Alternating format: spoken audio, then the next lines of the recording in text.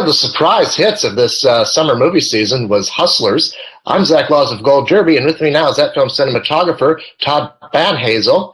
Todd, let me just start off by asking you, this movie, obviously you knew while you were shooting it that it was going to be very good, but did you realize that, were you surprised by the level of both critical praise and audience praise for this movie? I mean, it's made a ton of money on a tiny little budget. It's been one of the big breakout hits of the year. So were you surprised by the huge reception for this film?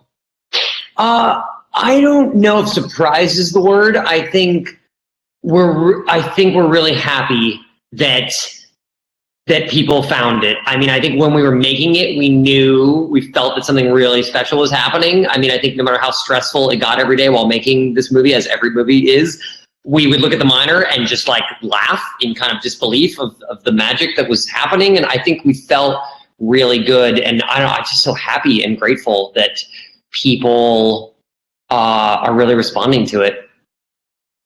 I should clarify that the movie came out in the fall at the end of the summer. So, but let me ask you this. So the movie is, it's based on a true story in part. Were you aware of the story of this film before you got started? And did that, I'm curious what you thought when you first read the script for it. I was not aware of the New York Magazine article that the movie is based on. I became aware of it when the script was sent to me. And might have read the article first. I can't remember. I feel like I might have.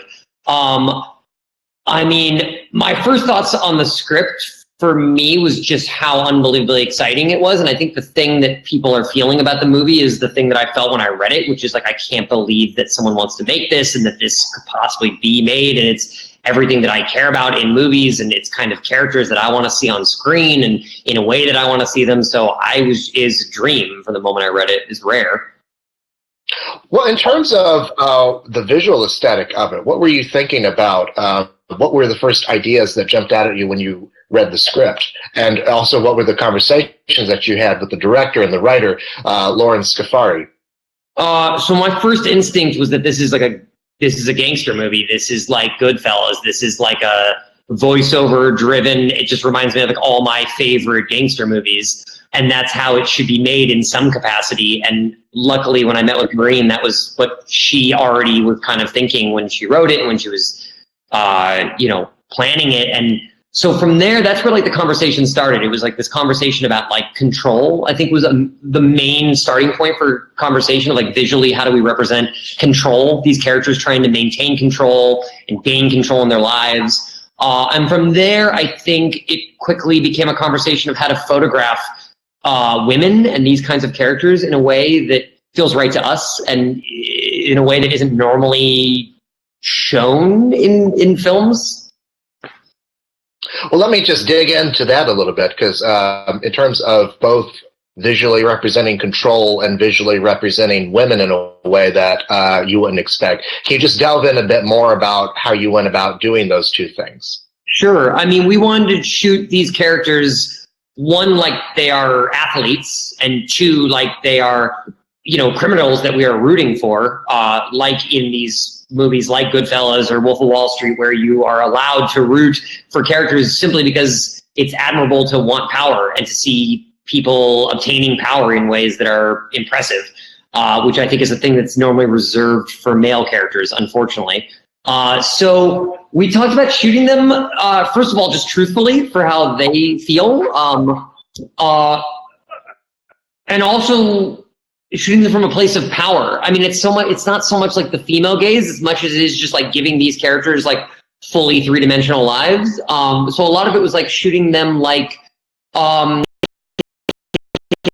angles, using top light, using Godfather top light, using hard backlights, shooting them in ways that are normally reserved, I mean, classically for like male heroes in gangster movies. And then also talking about shooting them in terms of control.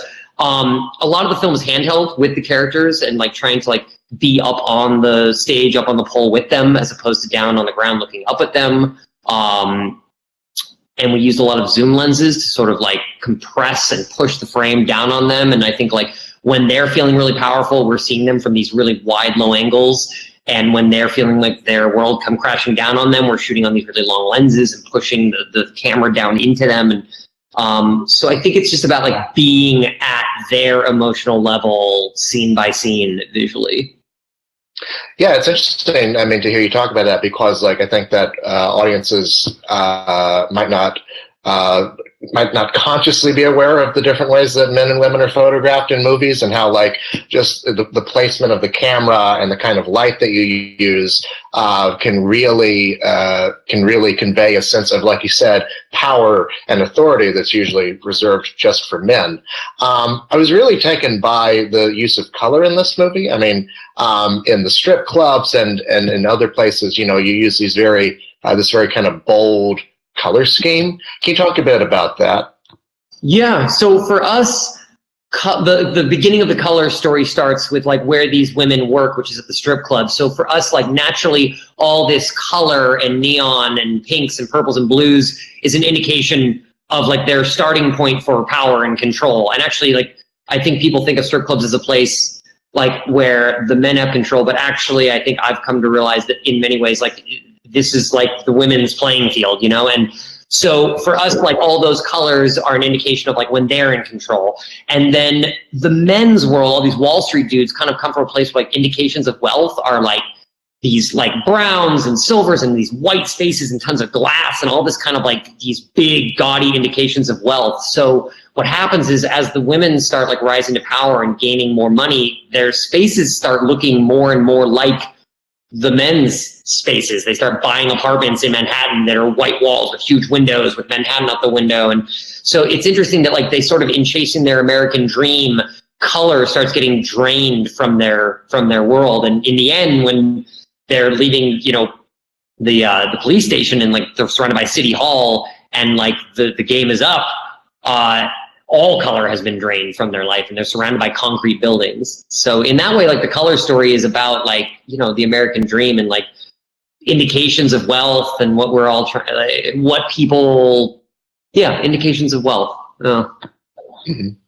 I was also really taken by a lot of the camera movement in the movie. I mean, you mentioned the influence of a movie like Goodfellas, and I think you can definitely see that in some of the tracking shots that you do. I mean, especially like that one right at the beginning of the movie. Can you talk a bit about, I guess, because it's interesting, particularly like in that shot, it kind of gives you a point of view and a perspective from the characters of like the world that they're entering. So can you talk a little bit about using camera movement to kind of convey what the characters are thinking or to put the audience in their place? Sure. I mean, I think the camera works in two ways in this film. One, when it's experiencing something with the characters, and that's like the opening shot of the movie, like you really want to just immediately be thrown into what it feels like for Constance's character to be new at this club and walking, like to be in the back room around the other girls and not have any friends, to have to walk through the back hallway, hearing the sounds of all the activity out there, to walk up on stage, to be felt like what's like to be seen by 100 different eyes, and then have to come back down, walk into that space. So we really wanted to like physically walk with her. And a lot of the camera is spent like hanging out with these characters and experiencing things as they experience it. Like a lot of time is spent up on the top of the stage, feeling how physical it is on that pole and like the muscles it takes to actually pull yourself up on this thing. And then the other way the camera moves is at the pace of the story. I mean, there's so much, I think we wanted to make a movie that's also really fun and moves at the pace of like being told a story, like Boogie Nights or like one of these films that we love that are told in, they either have voiceover or told over a long span of time.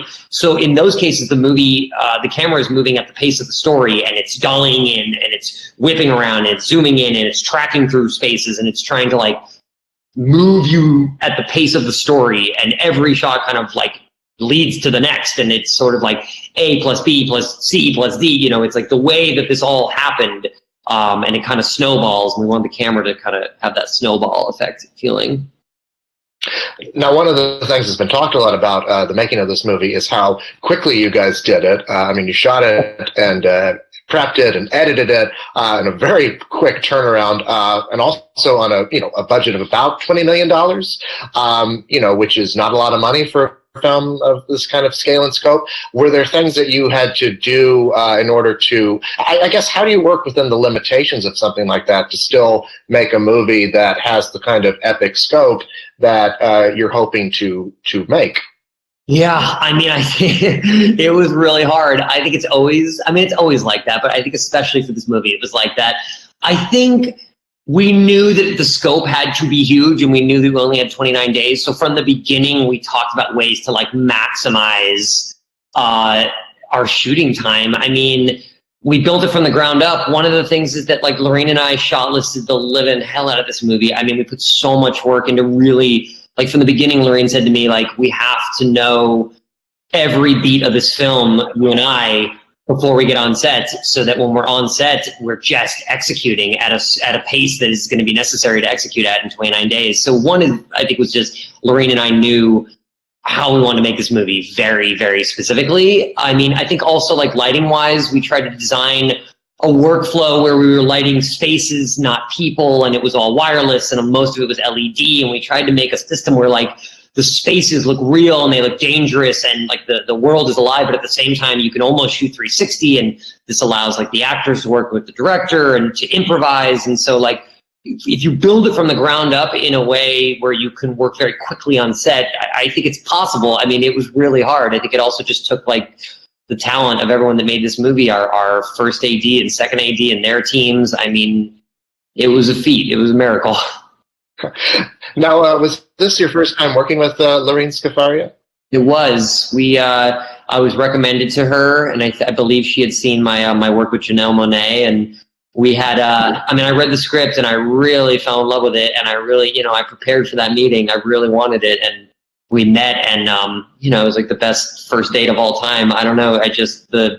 We really connected on it immediately, and I mean, I have so much respect for Lorraine, and I think that warmth that she has on set and her leadership ability, I felt that, the first 5 minutes we met. So I don't know, it felt special, and I'm very lucky that she felt the same.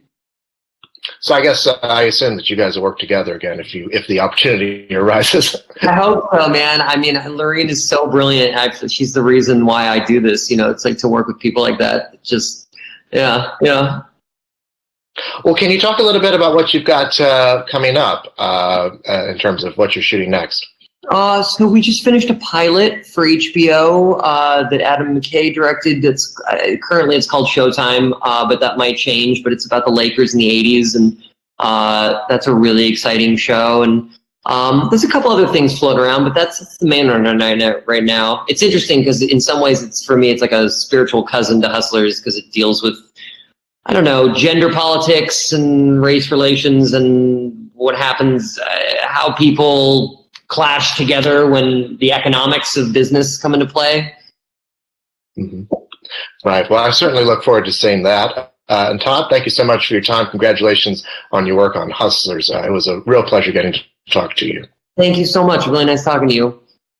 Thank you. And thanks to all of you at home for watching. Make sure you hit the like and subscribe button below, and make sure you visit us at goldderby.com for all the latest Oscar news.